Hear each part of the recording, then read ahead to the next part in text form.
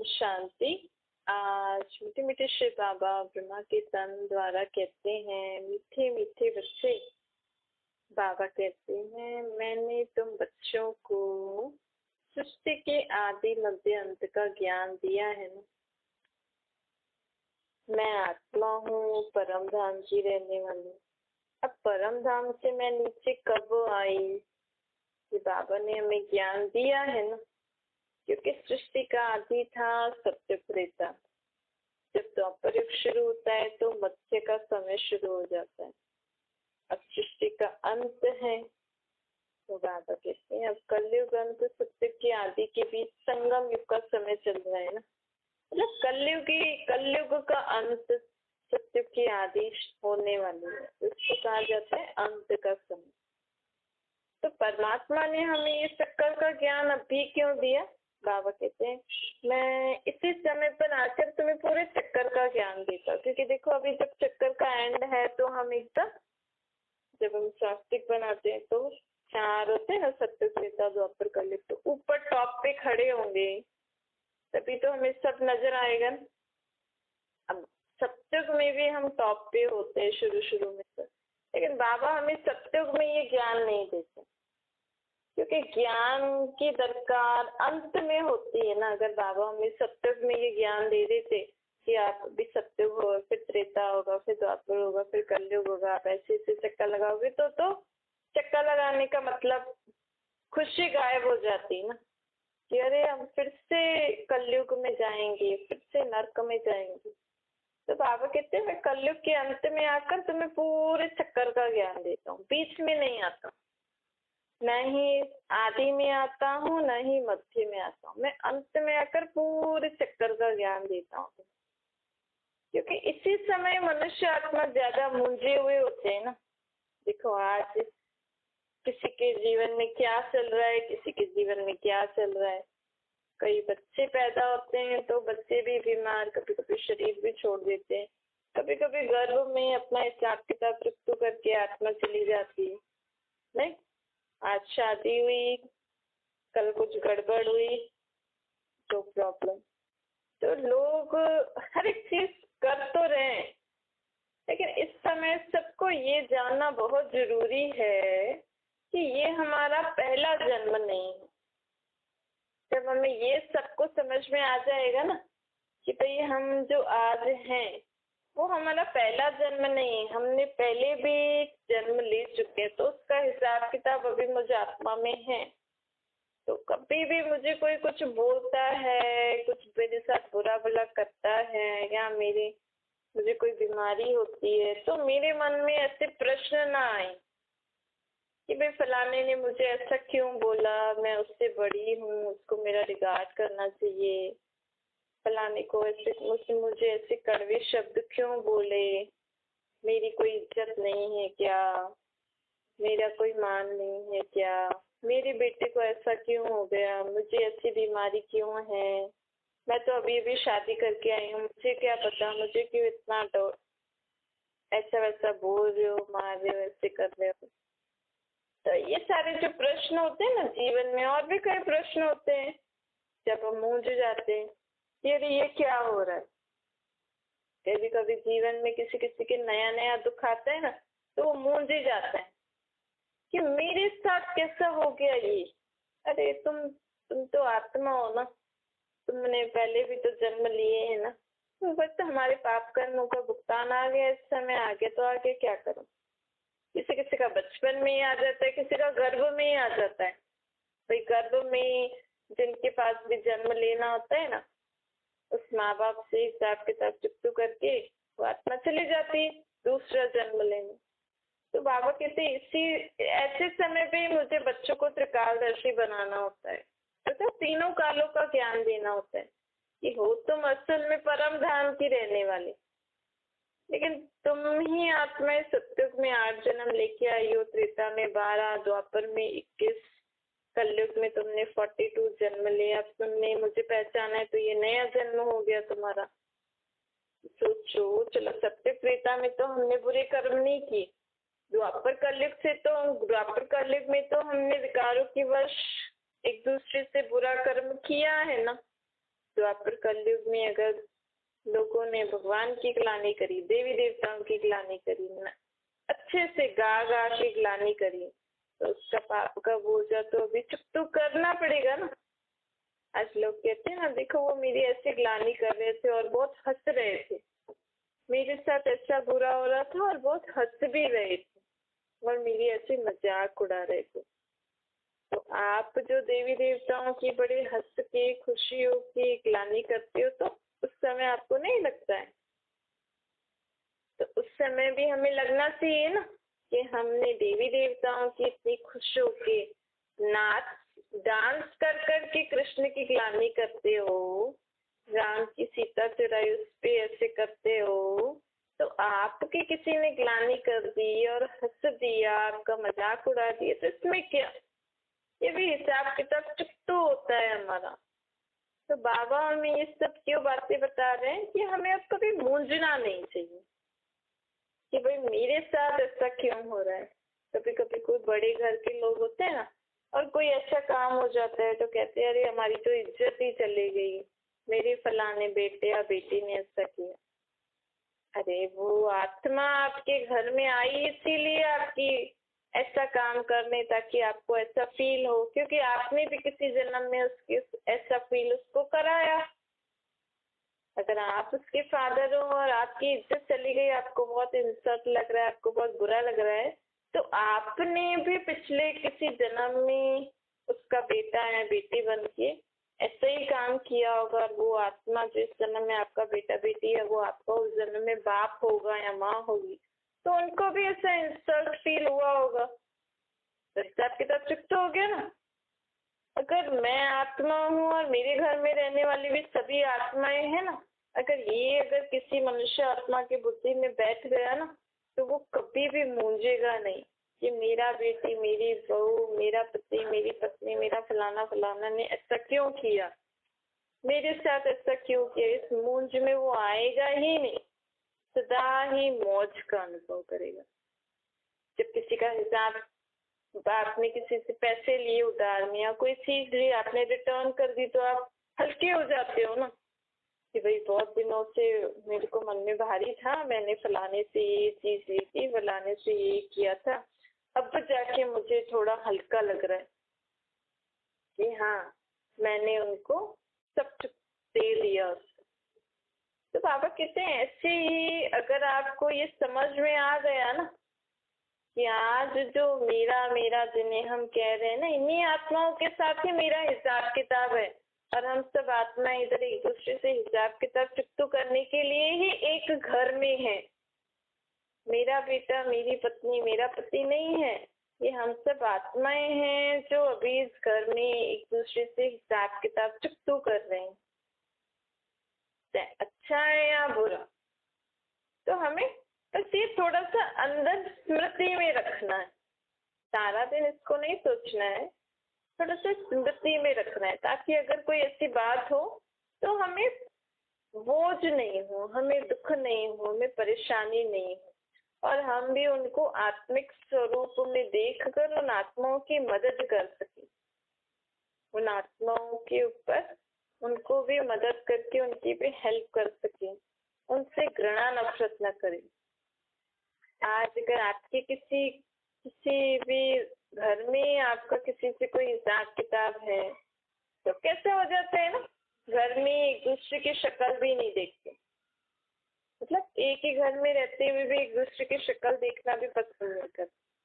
लेकिन यही अगर हमें याद रहे कि अरे हमारा तो हिसाब किताब है, अब हमें चुप्पू करना है और रहना भी एक ही घर में, तो क्यों ना हम इस समझ से रहें, बाबा को याद करके जो भी ऐसी बात है परमात्मा की याद से ही कट सकता है ना। तो उस समय जब भी आपका ऐसे किसी से घर में ऐसे कुछ ऐसे अनबन हो रही है ना, उस समय शांत रहा करो। तो उससे क्या होता है, थोड़ा समय लगता है, वो टाइम पीरियड होता है जब वो दो आत्माएं एक दूसरे से हिसाब किताब चुकतू कर रही होती है। लेकिन हम उसी समय अगर हड़बड़ाहट में आ जाए और एक दूसरे को कुछ उल्टा सुल्टा बोल दें या कुछ ऐसा वैसा कह दें या कर दें, तो बात बिगड़ जाती है ना। तो ऐसे ही जब समझ में आ जाएगा भाई हिसाब किताब है, वो टाइम पीरियड चल रहा है, अगर हम भी शांत में रहेंगे सामने वाला भी शांत में रहेगा तो थोड़ा समय निकल जाएगा, फिर सब नॉर्मल हो जाता है। सदा ही थोड़ी हिसाब किताब चुकतू करना होता है, तो थोड़ा समय टाइम पीरियड आता है। तो अगर उस समय अगर हमने बहुत पेशेंसली निकाल दिया ना, और अब ये तो हमें पता भी है कि बाबा की शक्ति से हमारे जो भी पिछले जन्मों का अकाउंट है वो क्लियर होता जाता है। बाबा में ही शक्ति है, आत्मा में जो वो हिसाब किताब है ना, वो परमात्मा में ही शक्ति है उसको इरेज करने की, उसको मिटाने की, और किसी मनुष्य आत्मा में नहीं।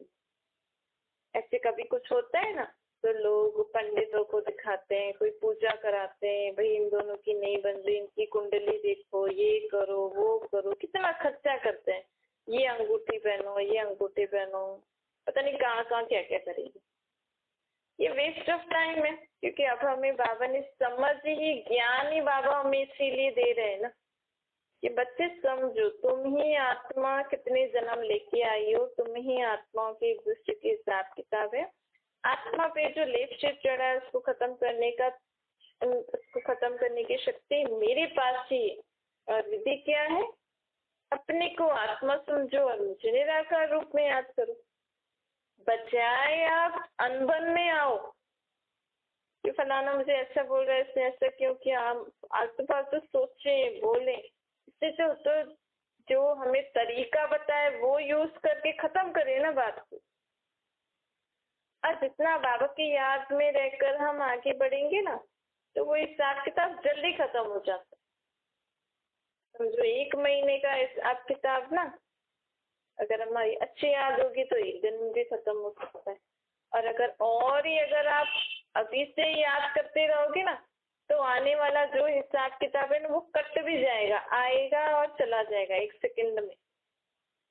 तो ये सही है ना कि पहले से ही, जैसे अगर हम पहले से ही अपनी बॉडी को हेल्दी बना के रखें, अच्छी अच्छी चीजें उसको खिलाएं, ताजी ताजी हेल्दी हेल्दी, तो हमारे शरीर पे अगर समझो मौसम भी चेंज हुआ या ऐसी कोई बात भी हुई तो हमारा शरीर जल्दी से रिकवर कर लेगा ना, देरी तो नहीं लगेगी।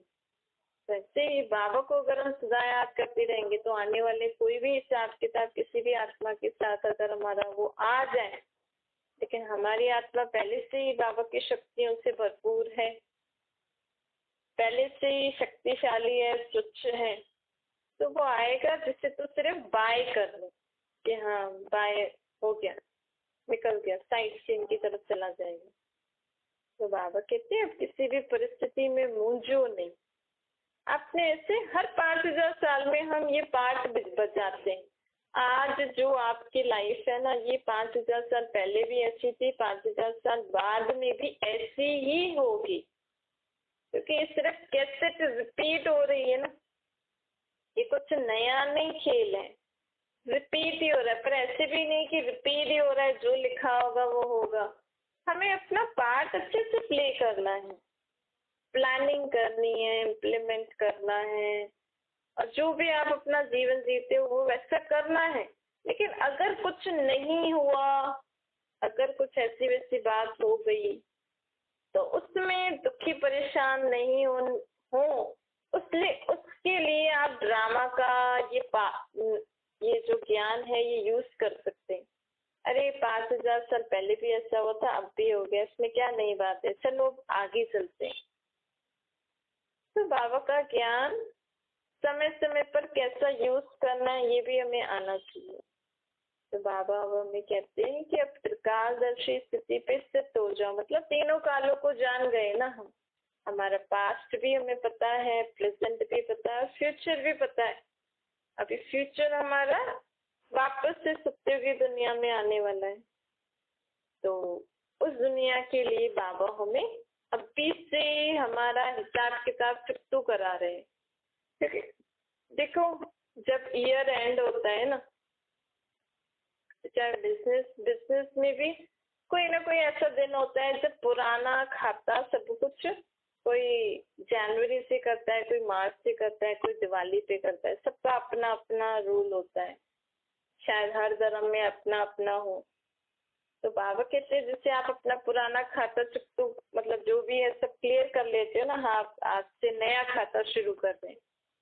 जैसे आत्मा पे भी है ना खाता चढ़ा, मतलब हिसाब किताब चढ़ा हुआ है, खाता बना हुआ है।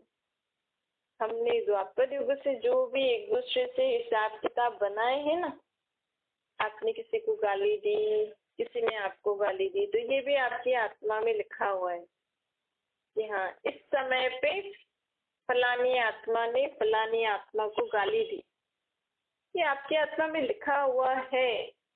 और अभी तक अगर वो चुकतो नहीं हुआ ना, समझो आपने द्वापर युग में किसी आत्मा को किसी कारण से गाली दी और अभी तक अगर वो चुकतो नहीं हुआ तो आपकी आत्मा में लिखा हुआ है। और अगर वो चुकतो करने का समय अभी आ गया, कल आ गया, तो वो आत्मा आएगी,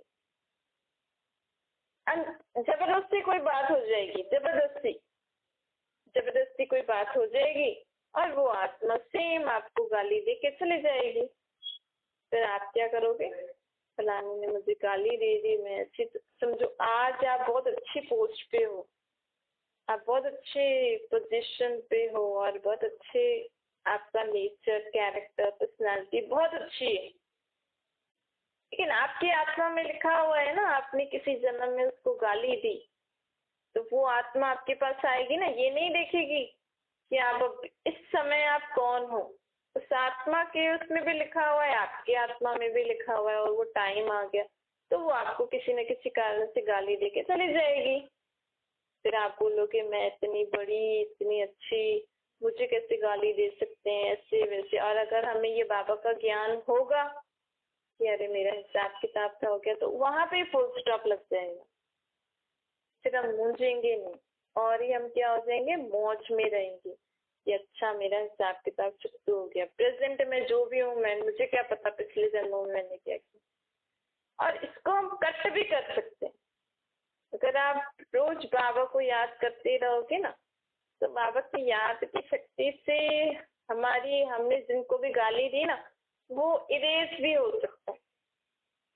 फिर वो आत्मा आएगी आपके सामने, लेकिन आपसे बस ऐसे ही जैसे तो बाय करके चली जाएगी, आपको कुछ गाली वाली नहीं देगी, बस बाय करके चली जाएगी। ऐसे कुछ सिचुएशन होगी। तो बाबा हमें ये सब ज्ञान क्यों सुना रहे हैं? क्योंकि बाबा कहते हैं अब हमें कभी भी मूंझना नहीं है, मौज में रहना है। दूसरा, बाबा हमें ज्ञान दे रहे हैं क्योंकि अभी हमें नया खाता नहीं बनाना। अभी जो कल बाबा ने हमें चक्कर का ज्ञान दिया ना, सत्युग त्रेता द्वापर कलयुग, अब कलयुग का अंत सत्युग के, हम सत्युग में जाने की तैयारी कर रहे हैं। तो अब हम जो पिछला है वो चुकतू कर रहे हैं। अगर अभी भी फिर से अगर उसने मुझे गाली दी और फिर से मैंने उसको गाली दे दी, भाई मैं इतना बड़ा हूँ, मुझे कैसे गाली दी, इसको जेल हो जाए, ये वो, उसके ऊपर केस कर लो आप, तो ये क्या बन गया, नया अकाउंट बन जाएगा। फिर आपको फिर से नया अकाउंट, कलयुग अंत में आप नया अकाउंट बना रहे हो, तो फिर तो कितनी सजा खानी पड़ेगी ना, क्योंकि आपकी आत्मा में तो लिखा हुआ है ना आप इस समय कौन हो, वो तो पता है, वो तो आपको पता है, लेकिन पिछले जन्मों का थोड़ी पता है। लेकिन अगर बाबा का ज्ञान होता तो आप नया खाता नहीं बनाते। इसीलिए ये ज्ञान सभी के लिए जरूरी है। छोटे बच्चों को भी हमें सिखाना चाहिए कि अपने आप को आत्मा समझो और परमात्मा को निराकार रूप में याद करो, क्योंकि दुनिया में तो अनेक प्रकार के भगवान के रूप दिखा देते हैं, तो उससे आत्मा के पाप कर्म थोड़ी कम हो रहे।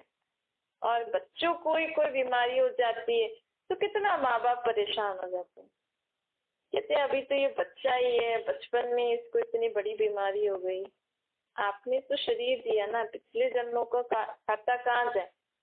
नहीं, अगर ये समझ होगी कि भाई अपने पिछले जन्मों का हिसाब किताब इस बीमारी के थ्रू छुट्टू कर रही है, या आपके घर आई है और वो बीमारी लेके आई है, मतलब आपसे जितना धन लेना है वो लेगी, नहीं? तो वो हिसाब किताब है ना, हम उस बच्चे को क्यों बोल रहे हैं? उस आत्मा का आपसे हिसाब किताब है, या तो डॉक्टर से होगा, नर्स से होगा, या आपसे होगा, या आपसे सेवा लेनी होगी उसको, नहीं? लेकिन अगर हम ये समझ होगी कि भाई परमात्मा की याद से इस बच्चे की आत्मा का भी हिसाब किताब चुकता हो जाएगा, तो कम से कम वो आत्मा भी बाबा को याद करेगी, आप भी बाबा को याद करेंगी, वो चुप तो हो जाएगा ना, तो वो आगे का जीवन तो जी सकती है ना अच्छे से। इसीलिए हर एज वालों को, पहले छोटे बच्चों को हम चक्कर का ज्ञान इतना एक्सप्लेन, लेकिन बाबा की याद से बाबा को याद करना तो सिखा सकते हैं ना। और बड़े होने के बाद बड़े बच्चों को चक्कर का ज्ञान हो तो आए दिन लोगों को कितनी परेशानी होती है ना। कोई नई नई शादी करके जाए कहाँ, हस्बैंड से कोई अनबन हो गई, वहां पे जाके अनबन हो गई, तो शादी तो बड़े खुशी खुशी से करते हैं लोग, लेकिन ये भी तो जानना चाहिए ना भाई, शादी करके जिस घर में जा रहे हैं उनसे ही हमारा हिसाब किताब है, अच्छा या बुरा। तो अगर वहां पे कोई मेरे से बुरा व्यवहार भी कर रहा है, मतलब मेरा हिसाब किताब है, तो ये भी समझ भी जरूरी है। लोग खुशी खुशी में शादी करा देते हैं, बच्चे पैदा कर लेते हैं, लेकिन ये समझ भी जरूरी है कि जीवन में, फिर कहते हैं जीवन में तो सुख दुख आता ही है, यही जीवन है, तो बोलते हैं अरे हम ऐसी शादी करें ही क्यों। तो बाबा कहते हैं कि ऐसी शादी ऐसी के बच्चे ऐसा पैदा ही क्यों करें, ऐसा क्यों करें, वैसा क्यों करें, लेकिन हर एक बात का उत्तर है अपने पास्ट जन्मों को पहचानो। बाबा हमें ऐसे एक एक जन्म के लिए तो नहीं बताते हैं, बाबा ने तो हमें नक्शे में बता दिया ना कि भाई आप ऐसे ऐसे द्वापर युग से ऐसे ऐसे तुमने किया है, मेरी भी ग्लानि करी, खुद विकारों के वश खुद भी बुरे कर्म किए, इसीलिए तुम्हारे साथ ऐसा ऐसा हो रहा है। तो अगर हमें ये समझ में आ गया तो आत्माएं अपना जीवन शांति से जिएंगी ना। भले अभी दुख है, लेकिन दुख में मूंझेंगी तो नहीं, घबराएंगी तो नहीं, कम से कम मन के पास एक आंसर तो रहेगा कि भाई मेरा हिसाब किताब है। इसीलिए ये समझ हम आत्माओं को बहुत जरूरी है कि ये हमारा पहला जन्म नहीं है, हमने बहुत जन्म लिए हैं। समझो किसी के जीवन में अभी बहुत सुख है, बहुत खुशी है, वो कलयुग के दुखों से एकदम दूर है, उसको पता भी नहीं कि ऐसा दुख भी होता है, मतलब उस आत्मा के ज्यादा हिसाब किताब नहीं बने, वो अभी अभी आई हुई है, उसने हमारी जितना सत्युग का सुख नहीं देखा, वो कलयुग में आई है, अभी उसका हिसाब किताब है ही नहीं, तो वो आत्मा सुख ही देखेगी ना। अगर जिसके पास बहुत दुख है ना, मतलब वो आत्मा ने बहुत एक दूसरे से हिसाब किताब बना रखा, तो ऐसे करके हिसाब किताब बना तो रखा है। काटने का तरीका क्या है, अपने को आत्मा समझो, परमात्मा को निराकार रूप में याद करो। अच्छा, मीठे मीठे से खिले बच्चों प्रति माता पिता बाप दादा का याद प्यार और गुड मॉर्निंग। रूहानी बाप की हम सभी रूहानी बच्चों को नमस्ते। हमारे भी रूहानी माता पिता बाप दादा को याद प्यार, गुड मॉर्निंग और नमस्ते। वरदान है, प्रकाशदर्शी स्थिति द्वारा मूंझने की परिस्थिति को मौज में परिवर्तन करने वाले कर्म योगी बनो। जो बच्चे प्रकाशदर्शी हैं वह कभी किसी बात में मूंझ नहीं सकते हैं, क्योंकि उनके सामने तीनों काल क्लियर है ना। जब मंजिल और रास्ता क्लियर होता है तो कोई मूंझता नहीं है। प्रकाशदर्शी आत्माएं कभी कोई बात में सिवाय मौज के और कुछ अनुभव नहीं करती, चाहे परिस्थिति मूंझने की हो, लेकिन ब्रह्मांड आत्माएं उससे भी मौज में बदल देंगी, क्योंकि अनगिनत बार वह पाठ बजाया है। यह स्मृति क्या बना देगी, कर्म योगी। जब हमें सदा ये याद रहेगा तो हम कर्म करते भी बाबा को याद करते चलते रहेंगे, और हर काम में मौज का अनुभव नहीं कर हर काम में मौज का अनुभव करेंगे। ये नहीं सोचेंगे कि ऐसा क्यों, मुझे ऐसा क्यों करना है, मुझे सब कुछ करना है क्या, मैं ही सब कुछ करने के लिए हूँ क्या, और कोई नहीं करेगा क्या। ऐसे सारे प्रश्न भी खत्म हो जाते हैं। कर्म काम में, हर काम में मौज का अनुभव करते हैं ऐसे बच्चे। स्लोगन है, सर्व का सम्मान प्राप्त करना है तो हर एक को सम्मान दो, छोटे बड़ों को, चाहे कोई कैसा भी हो।